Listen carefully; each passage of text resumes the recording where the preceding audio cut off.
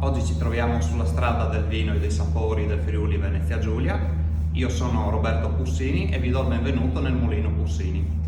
Il mulino si trova qui, si stima che sia qui dalla fine del 1400 ed è Pussini dal 1779, quando un mio antenato Giovanni Pussini ha sposato Battisti di Lucia, la figlia del mugnaio dell'epoca. Da quella volta si sono susseguite 9 generazioni e io sono appunto l'ultima foglia di quest'albero genealogico.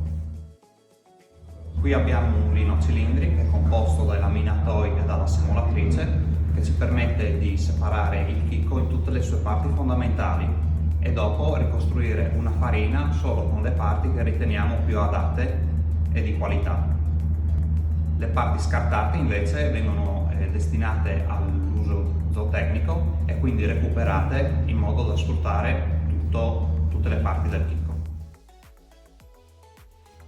Il mercato da sempre richiede i prezzi più bassi disponibili e questo ha favorito le coltivazioni intensive di cereali.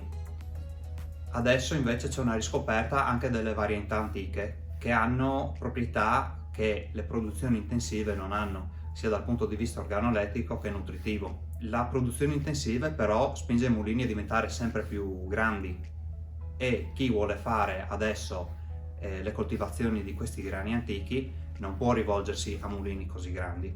Qui invece, non essendo un mulino che è diventato grandissimo, può comunque permettere a un agricoltore locale di portare il suo raccolto e farlo lavorare a noi, con il vantaggio che potendolo confezionare sottovuoto può anche mantenerlo fresco a lungo.